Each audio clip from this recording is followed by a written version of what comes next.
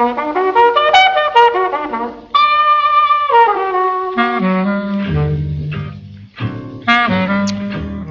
back.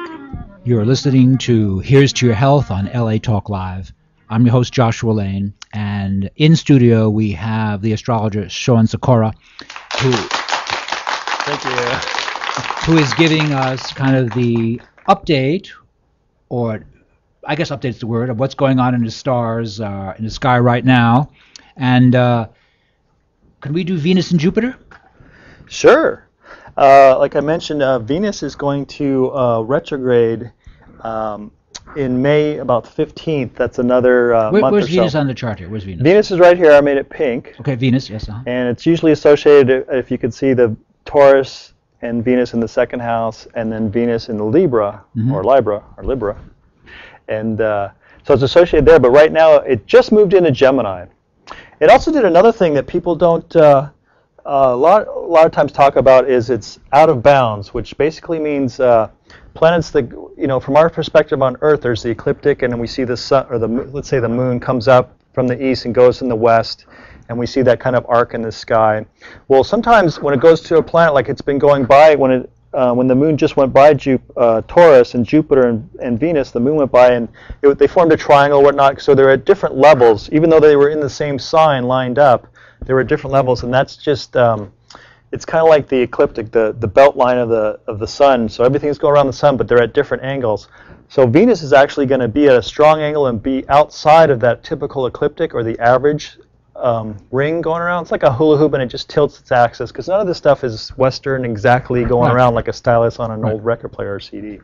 So Venus is now out of bounds. So that's kind of a precursor to this retrograde. It's very intense. Venus is what you desire, and out of bounds is there's no. Wait, so excuse me. So what does Venus do in our charts? Venus is what we desire. It's in the Taurus fixed Earth energy. It's what we want to hold, what we touch, tactile. You'll see a lot of Venus energy or Taurus energy. They have fine jewelry and bracelets, beautiful voice. It rules physically the throat area and the jaw, eating good food and just enjoying life. It's the Ferdinand the Bull kind of energy. Oh, and Venus is Ferdinand the Bull energy? In Taurus, yes. Okay. Mm-hmm.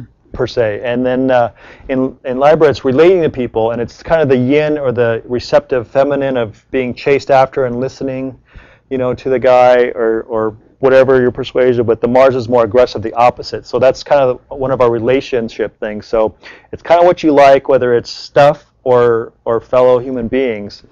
So it's usually very passive. A lot of statues of Venus, there's no arms, it's just a bust, and it's very seductive and beautiful, and it's magnetic, or yin, kind of, you're drawn to it. Mm-hmm. So, but it's out of bounds now, which means, again, it's the loop it's making around the Earth is gone a little more crooked or haywire. It's off the average, and people will be really aggressive and going for what they want, and they might be talking and not being in Gemini. They're going to talk, but out of bounds too. It's like this extra energy. I wouldn't be surprised if people do a lot of impulsive buying. And just, it might be the Sadie Hawkins dance, nobody's quiet, they really participate, or something like that, really aggressive. That energy's in the sky right now. Mm-hmm. So if you were advising someone who had a stock portfolio, based on what you see in the sky, can you make a recommendation on the stock portfolio? Is that a legitimate question? That you'd want to get very specific when the stock was started and stuff like that, and that's not really expertise. I really like to work with the people and talk to them about that. But definitely stock guy watchers, astrologers, they're going to watch that, especially when it goes retrograde next month, because that can be detrimental. So in other words, theoretically, if not being an astrologer, so if the planet changes in a month, then the stock market, which has been doing very well, could go into a little bit of a decline. Is that it, theoretically? Theoretically, yeah. Mm-hmm. I don't know who's going to listen to me and run for the market, but okay. that actually brings me up nicely. Jupiter's in Venus's sign, so it's ruling it, and that's Jupiter. Jupiter's like a lot. Yeah, it's like a big channel 4. It's associated with Sagittarius up here. Mm-hmm. It's a big 4. It's 4 times bigger than all the other planets. It's almost big enough to be the sun. It wants to be, it's rules Sag. Sag is always talking, sharing its opinion.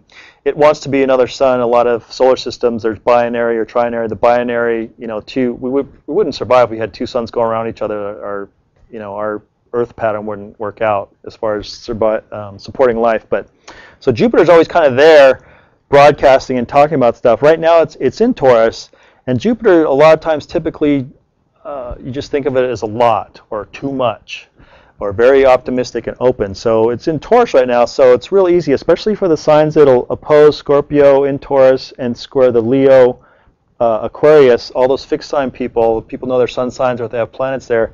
It's real easy to put on some weight because Jupiter's a lot, and this is good, tasty stuff we love, and candy, and maybe buying too much and whatnot. So it's very optimistic with money and how much we should just enjoy our food. So wait, so you would interpret the current past several weeks as an optimistic time, is that it? Yeah, very optimistic. Okay. Actually, it's been since June, back in 2011, because we raced through Aries quickly, appropriately before that. But it's just hanging out in Taurus for a long time, and just the way it timed out this time, it's been a little bit longer than usual. But it's going to move into Gemini again. There's a lot of stuff ramping up in May and June. A lot of big stuff we'll talk about maybe later. But when it goes into Gemini, that'll be people putting their foot in their mouth or talking too much, because Jupiter. In May and June. Yes, it'll enter in Gemini for a lot. Well, it'll be really interesting with the politicians, because when the planet's in its opposite sign, like it's associated with Sagittarius, when it's in Gemini, it usually focuses on one particular thing. It's not like a big universal thought. It's more basic playground stuff, but yet the Jupiter has that, I got to tell everybody, and it could be basic stuff, and it could just slip out too easily. So it'll be interesting to see what the politicians are doing, and our attitudes with money and stocks, and how much we're eating and stuff. We'll probably start talking more about it, and it'll be even better for this show. People will really start to focus even more. So we'll look for that listenership to keep growing for you. Yes, I hope so. That'd be very nice. That'd be very nice. So have we done Venus and Jupiter successfully? Yep. Yeah, I think that's good. I talked about the Neptune. Again, well, we have our Uranus. I'm kind of partial to. That's associated with Aquarius for a lot of people, and it just barked into Aries the last year or so. It's kind of been, planets come and go. They go retrograde like Mercury. They all go retrograde except for the Moon and Sun in a chart, and it's really aggressive. And this is individuality. Aries is doing their thing, going for it. So this is people working, building their own business. I've talked about the square. Pluto's in Capricorn, which is associated a lot with business. So when you have a square, it's pushing and making things happen. So people are getting very individualized, and here we are doing our own little thing, where the corporations, a lot of people have lost their jobs and whatnot, and the structure and the balance, right. The 99% talking about, there's going to be, we all feel that there's going to be some kind of adjustment. At least we're hoping that. So that's very much people going to do their own thing and getting into the technology. Uranus is technology. Aries is just going for it, the newest thing, and really pushing and moving forward. So anybody that has these ideas, I encourage them, go for it. This is the time. It's a long time in the sign. It's like 7 years in each sign. So, but Aries doesn't like to wait. Just keep going for it. Are we talking about Uranus and Aries both? This is a 7-year cycle? Yeah. Well, the signs are kind of set, and everything's moving around. And Uranus it takes like 84 years, but right now it's in Aries, and that's really good. If you look in the last time it was in Aries, it's lots of inventions, and now with all the technology, the sky's the limit. I mean, so theoretically, if we actually were historians to go back 84 years and kind of see what's happening, that we could draw some sort of parallel? Yeah. Astrology, I mean, that's what you learn a lot from looking back in past patterns and noting the cycles, although every other planet was somewhere else, especially the outer planets. So, the last time these guys squared, it was during the Depression. So, well, that's very interesting, because certainly we're not doing well financially. I mean, the country is in trouble like my generation has never seen before. Right. Well, yeah, we're kind of we missed the last one, thanks to being so young. And right. Now, but there's you never know. I mean, there's so much. There obviously that issue's going on, but how it's solved and how we deal with it. Before the last time Pluto was back here in Cancer, so a lot of people lost their homes and moved and the family changed. Now it's Capricorn, you see it's more has to do with business, or the focus on business. Even losing a house, whatever, it's the business of how the houses are done as opposed to the Cancer, which is like people just lost their home, the land just stripped away. Again, the Cancers kind of can be real estate, so the Dust Bowl and stuff like that. It's just very negative on the environment. This is like negative or changing. The Pluto's changing how business is done and how business is operated. Okay. And again with the Uranus, it's like, how do we do our own thing and use all these new technology tools and have some mountain water. And drink spring water, that's right. All right. So What can I do for the next week? I mean, what does the stars tell me for next week that I should not do or do? Is there anything? Is that too silly a question? Is that too broad a question? No, not at all. I know people always come to astrologers and ask about your love life, 16th. and astrologers always kind of laugh because that's just completely the worst question to ask. Well, I haven't met those people. Oh, really? Okay. You get a more sophisticated crowd. That's what Well, I try not to get too astrologies and say too many terminologies, just talk to you like a person, but I have this little guide tool. Like I said, Mercury just turned around, so this week it's starting to move forward. We'll really feel it tonight if you're staying up late, at least on the Pacific coast here, or anyways, starting tomorrow by the time you wake up, it's going forward, so our communications are going to work, coming and going a lot better. It is in Pisces, so it's kind of ethereal, or you might just be staring at art, but suddenly you'll get something out of that art where you might have been like, oh my gosh, I'm not doing anything, I don't get this. These people are talking in doctor terms or astrology terms, I don't understand. This will start to sink in as people maybe listen to the show later. Hopefully it'll make more sense. So you have to the 16th, which is next Monday. So that's it's going to be in Pisces, and then the 16th it'll switch over and duck into Aries, and that's very fast, very achievement-wise. Aries, it's hard to describe. They just go. They don't even wait or think about it. They're very spontaneous. It's like Kobe on a run. He doesn't think about it. He just shoots the basket. So it's very much just doing it, living in the now. And also, I pointed out earlier by he's an Aries. Pardon? Kobe, he's an Aries. No, Oh. no. I was just making an Aries analogy of a great I see. warrior, a great athlete. Yeah. Thanks for that clarification. And then again, I said by Mars, a week from Friday, it'll start to go forward too. It's been like this. It's going to start to charge, and Mars is associated. If you could see it here, Mars is associated with Aries, so it'll be ruling. They're cross-referenced. That's another basic thing people don't talk about that much, but as you get into it, it depends on, this is Mars' sign, so he's kind of running Mercury, and he's been going backwards. He's going to start moving forward. So again, with health issues, and they're in each other's signs, so they're mutually receptive, or they're kind of playing for each other's team, and they're very much co-opting, and very much one hand wash the other. So again, moving forward, Mercury, it can be a challenge because Aries wants to go forward, the listening. I always encourage people with Aries energy, or when Mercury's in Aries, for instance, really careful to listen, like you're being a very excellent listener here, and you get so much more out of it. So you got to kind of pause for a second, or if you think I'm going to move faster because I am listening, I'll get up the information, because the Aries will just move on sometime without a little bit of the polarity and balancing of the listening of the Libra, the Yin, more receptive. So that's kind of the thing for the next week or so. As a person who knows nothing about astrology, I see that it's actually very complicated. It's very complicated. Yeah, I mean, you could go forever. I've been studying it quite a while, but again, you learn the planets and you learn the signs, and when they're in each planet, and they're always running around.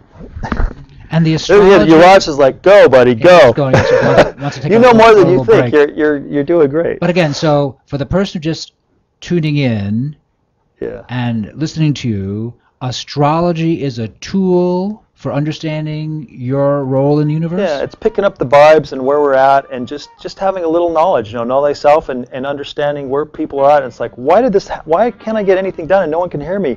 Because Mercury's been backwards. It's a communication planet. It's going to flip forward tonight, and it's in Pisces. It'll be passive, receptive, communicating, giving and taking energy, and then by the 16th, it'll go into Aries and it'll be very aggressive. Right. So right now, try to take notes of your days and confused but receptive, and then when it goes in the Aries on the 16th, try to keep listening, but you're going to be moving and moving. So you can, plan for that, your actions and what's going on. Now it's time to be receptive, to gain communication with beautiful art. That sounds good. As it turns out, we're almost out of time on this edition of Here's to Your Health. Shawn Sikora, how can people contact you? Astrology1234.com. Astrology1234.com, and also we do have a little prize for those listening to Here's to Your Health on LA Talk Live. The first 5 people that email Shawn at astrology1234.com will win a free 6-month transit report. So, want to tell us how to get there? Wait 1 minute. How do we get there? Just go to the astrology site, and the button is about, and there's our email there. Just email me your birth data, your day month and year, and your location, and the time if you have it, and we'll send you out a report. And it's kind of a guide. It'll be more specific to your birth time as opposed to just the general that we went over. Okay, Shawn, that was very nice of you. So you've been listening to Here's to Your Health on LA Talk Live. I'm your host, Joshua Lane. My guest has been Shawn Sikora, an excellent astrologer. We ran out of time. Thank you for listening, and we'll be back next week, same time, on Here's to Your Health on LA Talk Live. Thanks very much. Thank you, Josh. Thank you, Nestor.